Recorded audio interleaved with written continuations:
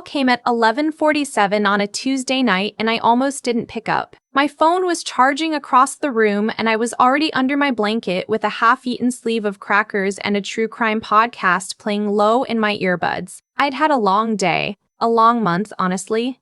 I'd been working double shifts at the hospital as a radiology technician, picking up every extra hour I could get, and my feet ached in that deep, bone-tired way that doesn't go away with just one night of sleep. I saw the name on the screen. It was my mother. I let it ring twice before I answered. Lily. Her voice was bright, the way it gets when she wants something. Not upset bright or worried bright, the performative kind. I've been trying to reach you all week. I hadn't seen a single missed call from her. But I didn't say that. I've been working, I said. What's going on? She launched into it fast. My younger brother Owen needed money for a security deposit on a new apartment. He'd been staying with a friend since his last place fell through, and the new landlord needed first, last, and security. It came out to $2,200. She said it like she was describing the weather. $2,200. Like that was nothing. Like I hadn't just spent 6 months paying off my own car repair in installments. Mom, I don't have $2,200 just sitting around. You work at a hospital, Lily. I'm a tech, not a surgeon. She made a sound, not quite a sigh, more like a small, deliberate exhale meant to communicate disappointment without committing to an argument. She'd perfected that sound over decades. I just thought you'd want to help your brother. I told her I'd see what I could do, which was my way of saying no without the fallout. We hung up, and I lay in the dark staring at the ceiling for a long time before I finally fell asleep. That conversation was just a Tuesday. In my family, that was just a Tuesday. I should explain something about my family because none of what comes later makes sense without it. My parents divorced when I was 12. My mother remarried quickly. A man named Gerald who had money and made sure we all knew it. They had Owen together, and from the day he was born, he became the center of everything. I don't mean that in a bitter way. I mean it factually. Owen was the one who got the car at 16, the college tuition paid in full, the bailouts. I was the one from the first marriage. I was a reminder of something she'd rather forget, I think. I was tolerated. Owen was celebrated. My sister-in-law, though, my older brother Cam's wife, a woman named Rosie, she was the one person in my family's orbit who actually saw me. Cam and I had the same father, different mothers, and we'd grown up in separate houses and found each other as adults, the way estranged half-siblings sometimes do. He wasn't warm exactly, but he wasn't cruel. Rosie was warm enough for both of them. She was a middle school art teacher, the kind who kept her students' drawings taped around her house even after they graduated. She made soup when you were sick. She remembered things you said 6 months ago and asked about them. She was steady in a way that felt almost radical in my family. She was also the only one who, when I lost my apartment 2 years ago after my roommate bailed without notice, offered to let me sleep on her couch without a single comment about what I should have done differently. I never forgot that. Anyway, that's the landscape. My mother and Owen on one side, always needing something or dismissing me or both at once. Rosie on the other, quiet and consistent and good. The secret I kept from all of them, from everyone, started 8 months before any of this came to a head. I need to back up to a Saturday in March. I was at a gas station on my way home from a night shift, still in my scrubs, running on bad coffee and 4 hours of sleep. I bought a Mega Millions ticket on a complete impulse. I hadn't bought a lottery ticket in years. I don't even know what made me do it that night. Some mix of exhaustion and the $3 bill in my wallet and the display right there at the register. The cashier handed it to me, and I stuffed it in my bag and completely forgot about it. A week later, I was cleaning out my bag on a Sunday afternoon, found the ticket, looked up the numbers on my phone. I sat on my bathroom floor for about 40 minutes. I had matched all 6 numbers. The jackpot that week was $61 million. After taxes, lump sum, I was looking at just under $38 million. I want to tell you that I screamed or cried or called someone. I didn't. I just sat there on the cold tile with the ticket in my hands, thinking very calmly, okay, like my brain was trying to catch a bus. I did not tell anyone, not a single person, not even Rosie. I'd read enough about lottery winners to know the first thing you do is nothing. You get a lawyer, a financial advisor. You don't cash the ticket, you don't post anything, you don't change your routine. I found an attorney who specialized in lottery claims through a referral service, set up an LLC to claim through, and spent 2 months navigating the legal process as quietly as possible. I kept going to work. I kept eating cereal for dinner. I kept taking the same bus route. My mother called twice in that stretch asking if I'd thought more about Owen's deposit. I said I was still figuring it out. The money cleared in June. $37,800 and some thousand. I transferred it into accounts my attorney helped me set up. I sat in my apartment that night eating leftover Thai food and watched a rerun of a baking competition show. My hands were completely steady.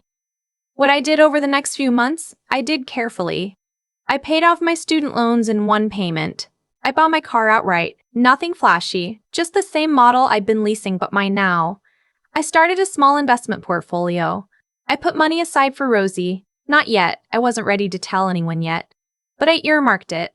I knew what I wanted to do eventually. I just needed to be sure of something first.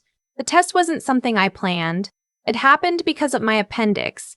In late August, I started having pain in my lower right side that I told myself was stress and bad eating, and then, at 2 in the morning on a Wednesday, became impossible to ignore. I drove myself to the ER, which I know is not what you're supposed to do, but I live alone, and my judgment was compromised by pain. And they had me in surgery within 3 hours. Appendicitis, almost ruptured. The surgeon said I'd waited longer than I should have.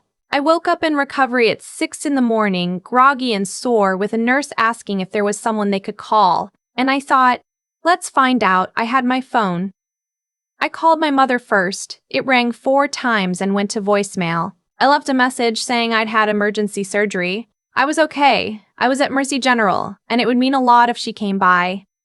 I texted Owen. He read it. I saw the read receipt and didn't respond. I called my Aunt Patricia, who is my mother's sister and has always been close with Owen, mostly to keep her informed. She said, "Oh my goodness," and then asked if I had good insurance through the hospital, and then said she had an early appointment she couldn't move but would try to come by later. She didn't come by. Then I called Rosie. I told her the same thing I told everyone else. Surgery, Mercy General, doing okay. She said, "I'm coming right now." I said, "Rosie, you don't have to." Lily. Her voice had that thing in it, that quiet certainty. "I'm coming right now." She drove 45 minutes in morning rush hour traffic. She walked into my recovery room with a tote bag containing a phone charger I hadn't asked for, a good lip balm, a card she'd written in the car in the parking garage, and a container of the lemon shortbread cookies she made for her students. She sat in the chair next to my bed, took my hand, and said, "Tell me everything." I told her about the surgery. I didn't tell her about the other thing. She stayed for 4 hours. She talked to my nurse about my discharge instructions, wrote everything down in her loopy teacher handwriting, made sure I had a plan for getting home. When my doctor came in, she was ready with 3 questions. She looked up on her phone. My mother texted at noon. "Hope you're feeling better. Let me know when you're home safe. Zh." Owen never responded at all. I went home that afternoon with Rosie driving me, a prescription for pain medication, and a certainty in my chest that had been growing for months, but was now completely solid. I knew exactly what I was going to do. I want to be honest about something. The reveal to my family was not a dramatic confrontation I planned for weeks. It happened because of a mistake I made. One I wish I'd avoided. About 6 weeks after my surgery, I went to Thanksgiving at my mother's house. I know, I should have stopped going, but I had this naive hope, or maybe it was just habit, I don't know. Gerald was there and his 2 adult kids from his first marriage, and Owen and Aunt Patricia.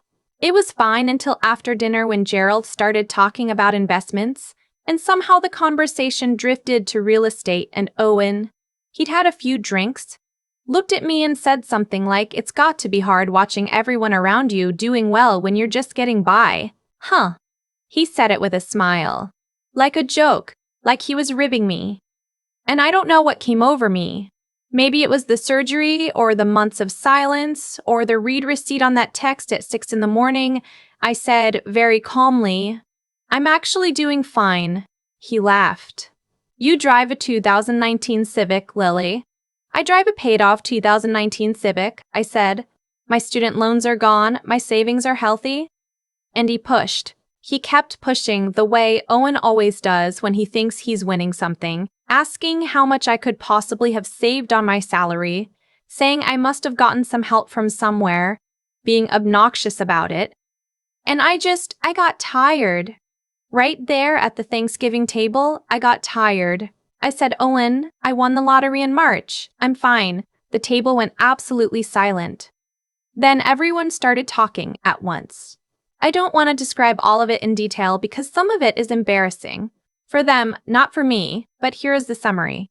My mother cried, first with what looked like genuine happiness, then pivoted very quickly into a conversation about how hard things had been for her and Gerald lately because of some investment property that wasn't performing. Owen, who had never responded to my surgery texts, suddenly had a very pressing financial situation with his truck that he needed help with. Aunt Patricia wondered aloud if I thought about what the family could do together with resources like that, like we were about to start a corporation together. Nobody asked how I was doing. Nobody said, "Lily, I'm so glad you're okay. I'm so glad you made it through all that alone." I drove home that night and called Rosie. She already knew. Cam had been at Thanksgiving and called her. And she was just quiet for a second when she picked up, and then she said, "Are you okay?" Not, "I heard you're rich." Not, "Tell me everything." Just, "Are you okay?" "I'm okay," I said. "Actually, I want to talk to you about something. In person when you have time." We met for coffee on a Saturday. I told her everything, the gas station, the bathroom floor, the 8 months of silence. She listened to all of it. When I finished, she looked at me for a moment and said, "You carried that by yourself for 8 months." I did. That sounds lonely.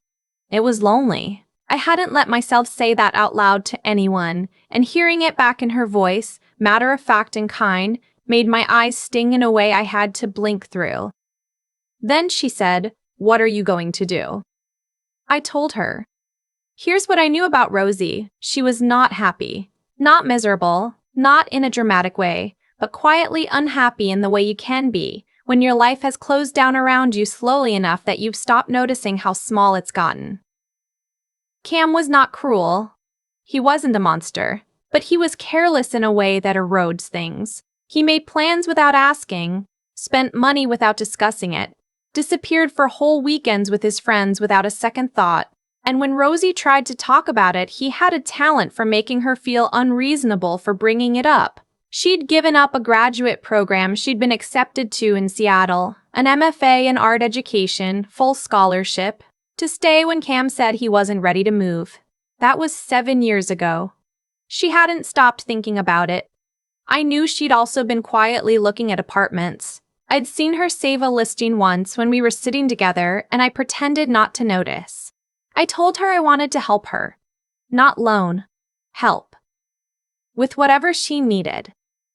If that meant the security deposit and first month on an apartment while she figured things out, it was hers. If it meant more than that, it was hers. I'd put aside money specifically because of her, specifically for this moment, before I told anyone about any of it.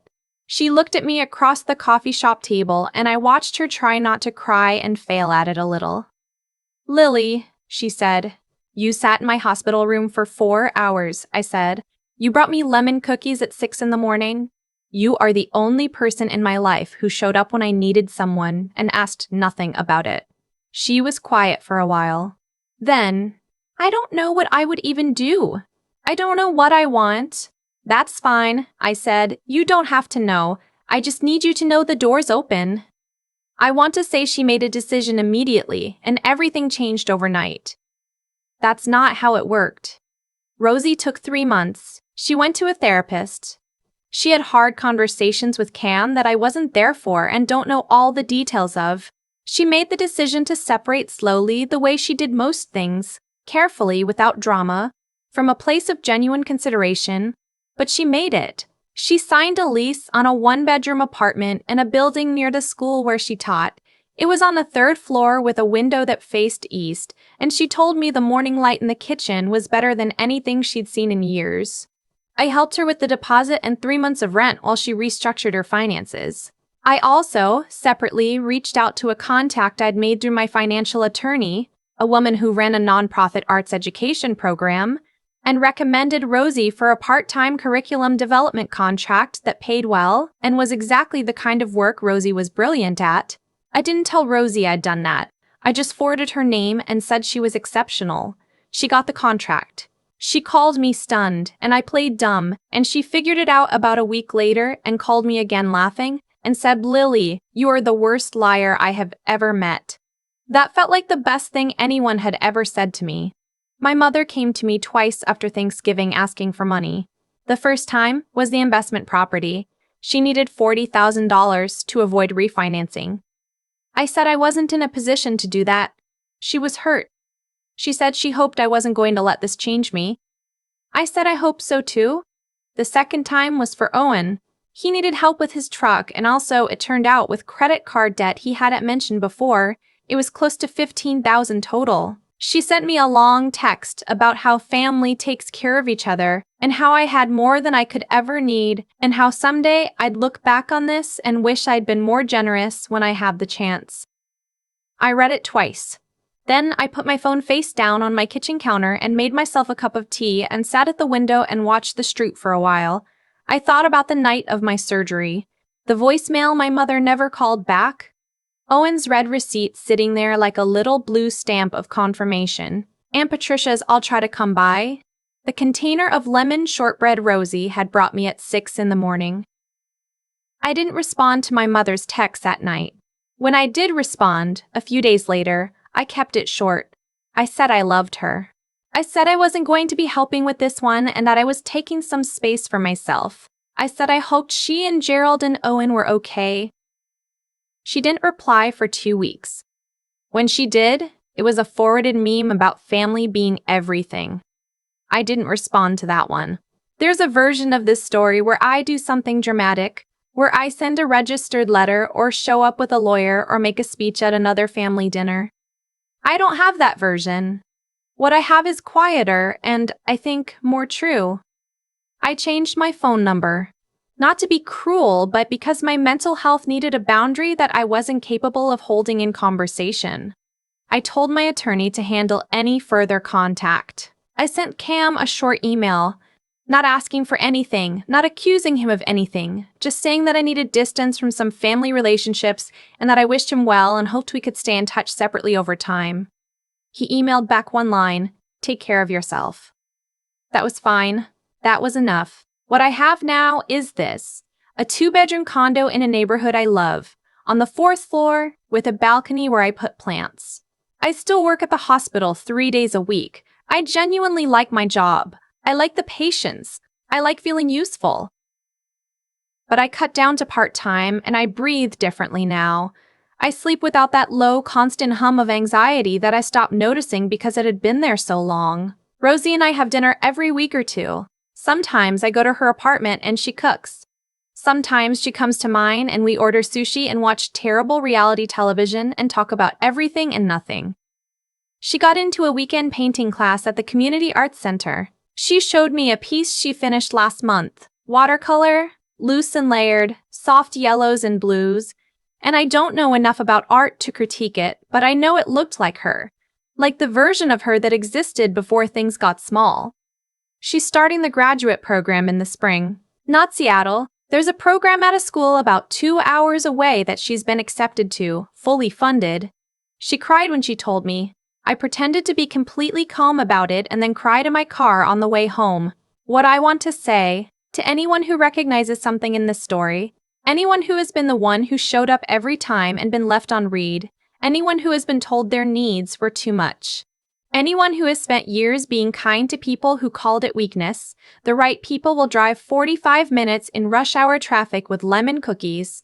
They will not need to be asked twice. They will not make you feel like a burden for having an appendix.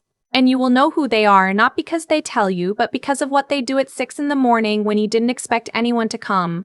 I bought a plant for my balcony last weekend. A big one, leafy and ridiculous, that the woman at the nursery said was hard to kill if you just remembered to water it. I put it in the corner where the afternoon sun hits. It looks perfect there. It makes the whole space feel like mine. For the first time in a long time, everything does. There's something I keep coming back to, even now. It's not the money, it's the cookies. Rosie didn't know I had $37 million sitting in an account when she drove 45 minutes through morning traffic to sit next to my hospital bed. She brought a phone charger and lemon shortbread and a handwritten card she wrote in a parking garage. She didn't do any of that because she expected something back. She did it because that's who she is. Because doing right by someone she loved was just the obvious thing to do, and she didn't need a reason beyond that. I've thought a lot about what separates the people who show up from the people who don't. I used to think it was circumstances. People were busy, stressed, going through their own things. I made excuses for everyone for a long time. But the morning of my surgery taught me something I can't unknow. The people who care will find a way. Rosie had a job, a difficult marriage, a full life. She still came. My mother had a phone and a free morning. She sent a text with a heart emoji at noon. What I did after. Helping Rosie. Stepping back from my mother and Owen. Building a life that finally felt like mine. None of it came from bitterness. I want to be clear about that. It came from clarity. There's a difference. Bitterness wants to punish. Clarity just stops pretending. I stopped pretending that showing up for people who couldn't show up for me was love. It wasn't. It was habit. It was fear. It was the very human need to believe that if you're good enough and patient enough, people will eventually become who you need them to be. They won't. Or some of them won't. And the kindest thing you can do for yourself is to stop arranging your life around that hope. What I've learned, slowly, imperfectly, is that being a decent person isn't about being endlessly available to everyone who shares your last name. It's about being honest enough to see people as they actually are, not as you wish they were. Rosie saw me clearly for years. I finally learned to see her the same way, to see what she'd quietly given up and what she was quietly capable of, and to act on that knowledge instead of just carrying it around. The courage part was harder, not the money. The money was almost beside the point. The courage was in the boundaries, in not responding to my mother's text, in changing my phone number, in letting the silence sit there without rushing to fill it with an apology I didn't owe. People don't tell you how much willpower that takes, especially when you've spent your whole life being the one who smooths things over. Every instinct I had said, fix it, soften it, call her back. I had to choose, consciously and more than once, not to. And then, on the other side of all of that, the east-facing window. The watercolors.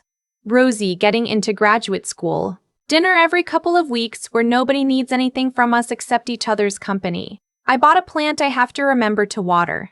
That's the whole metaphor, honestly. Some things just need consistent, quiet attention to grow. Not grand gestures, not perfect conditions. Just someone who shows up regularly and actually looks. I'm trying to be that, for Rosie, for the life I'm building, for myself. It took me 31 years and a lottery ticket to figure that out. But I figured it out.